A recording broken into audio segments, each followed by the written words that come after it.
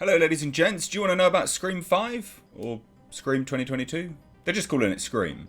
We've got massive new updates, and also we now know that the trailer is releasing when? Tomorrow! Mental! There you go. So here we go, dive in, we've got some first images and also some first details surrounding Scream. So here we have it, ladies and gents. This is an article of Entertainment Weekly. They normally have all of the scoops happening over on Entertainment Weekly. But we can first look at Neve Campbell, Courtney Cox, David Arquette, as well as a whole bunch of newbies as well. There are some reveals in here, but don't expect groundbreaking stuff, just as a quick heads up. But it still is interesting, nonetheless. I am amazed. I'm genuinely amazed that this franchise, because it is a franchise now, has survived so long. But then I guess if, Scream 5, there's not been that many of them. It's not as surprising as Hellraiser lasting so bloody long. Again, I love that franchise, but still, it has lasted way past its sell-by date, quite frankly. But let's dive into this article, shall we? So do you like scary movies? Directors Matt Bettinelli, Olpin, and Tyler Gillett are hoping to scare audiences with a fifth Scream movie titled simply Scream. So again, like I say Scream, but it is Scream 5. You get the picture. Paramount and Spyglass Media Group released the film on January 14th, 2022. Interesting date to release it. You'd think they'd want to release it in October, wouldn't you? This month, maybe. I am surprised that they're releasing it in the new year. Not traditionally the time for scary movies. Bit of a weird release date. Can I get a thumbs up the video for that? I'm sure we can all agree. But anyway, in spring of 2020, it was the pair who were biting their nails waiting to see if the franchise's longtime stars Neve Campbell and Courtney Cox and David Arquette would jump aboard. The first film in the franchise since 2011's Scream 4, and the first not to be directed by the late Wes Craven. So that's like the big breakout here, is obviously Wes Craven's not behind it. The absence of one or more of the characters portrayed by the actors, Campbell's final girl Sydney Prescott, Cox's journalist Gail Weathers, and Arquette's lawman Dewey Riley, would certainly raise eyebrows among the slasher franchise's devoted army of fans. And there is a big fan base. But I always like to say about these movies is that no matter how big the fan base is, they need to get new people on side, because these fans have never made these... for Scream, maybe, but a lot of the fans don't tend to make these films that successful. And it's the same kind of argument I use for Hellraiser. They just don't. Like, profits tell that, right? FYI, like, the Hellraiser films have been shite. So, just as an FYI, like, I agree that they shouldn't have been taking massive profits. Don't worry. But anyway, here we go. So we get some information from one of the directors here. It says it was a wildly anxiety-producing situation. Gillette, who previously collaborated with Bettinelli Olpin on the 2019 horror comedy Ready or Not, which is a fantastic film. I love Ready or Not.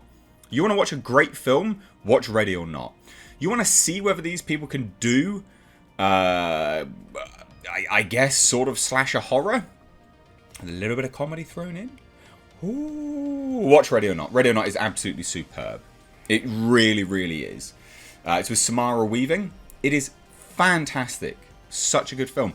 Also, a great testament to these directors being able to craft, work, and also direct and show on screen a properly developed, strong female character. Ready or Not is great.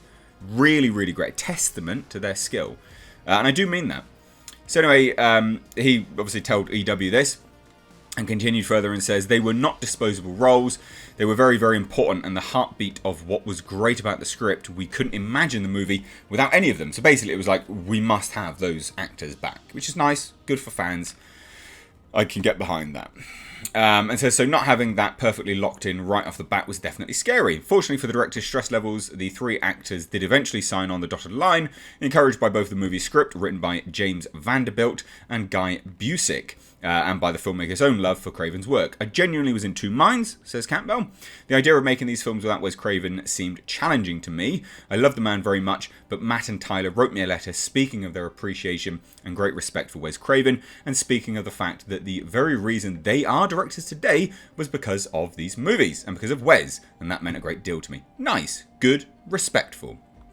Anyway, the actors were further reassured by the involvement of Kevin Williamson, who wrote the original 1996 Scream movie and the two of the sequels, and is an executive producer on the new film. Nice to have someone as an executive producer, because they do sometimes not all the time, but sometimes, have creative control. Could have been the case here, especially if someone is outlining it as a reason for them signing on the project.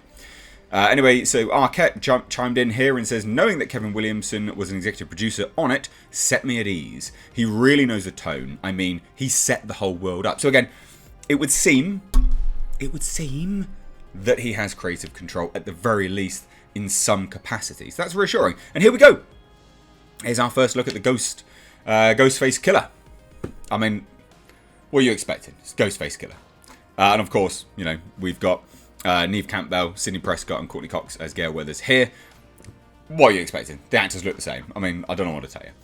Anyway, the Scream shoot took place last fall in Wilmington, NC. Campbell, Cox and Arquette were joined by Marley Shelton, who played Deputy Judy Hicks in Scream 4, as well as franchise newcomers Carl Gollner, Mason Gooding, Mikey Madison, Dylan Minette, Jenna Ortega, Jasmine Savoy Brown, these are some long-ass names, Sonia Amar, Jack Quaid, and Melissa Barrera. The latter plays the character Sam Carpenter and admits she initially had a hard time keeping a handle on her emotions when it came to acting with the OG Screamers. And here we go, it's nice to have these kind of reactions and quotes, by the way. This is why I'm reading it all out, because it is interesting.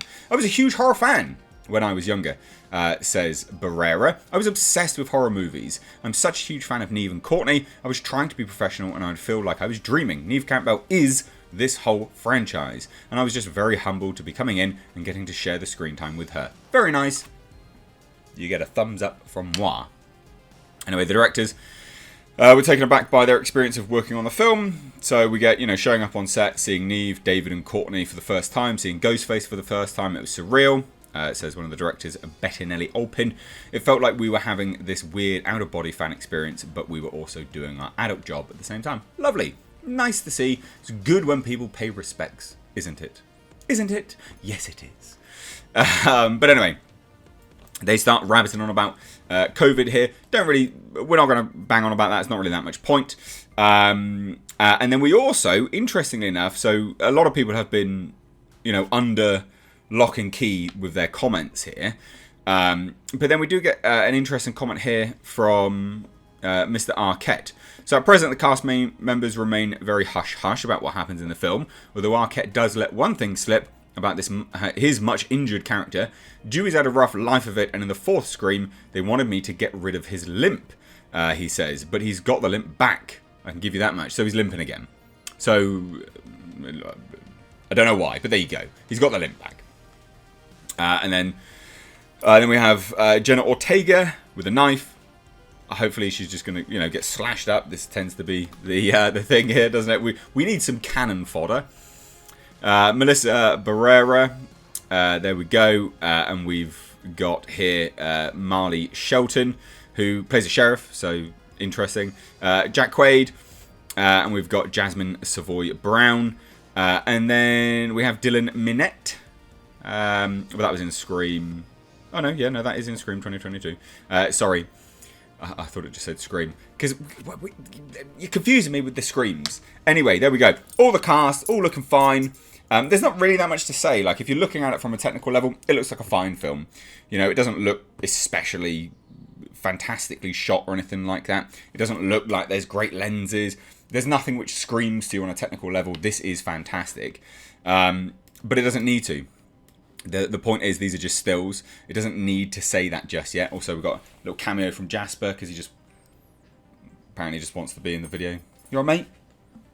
You alright, bro? You're using the cushion as a pillow? What dude? Yes, my dog uses cushions as pillows. Anyway, there we have it. Scream 5. Trailer tomorrow. Stay tuned for my trailer review reaction, as it were. It'll be interesting. I've got some positivity about this, mainly because of the directors and Ready or Not. It's a fantastic film. You must watch it. I've reviewed it here on the channel, and I've done a follow-up video about basically the perfect prime example of a strong female. They did it really, really well. So there you go. Ladies and gents, let me know your thoughts down below. If you're new here, do hit subscribe. Thanks so much. Take care.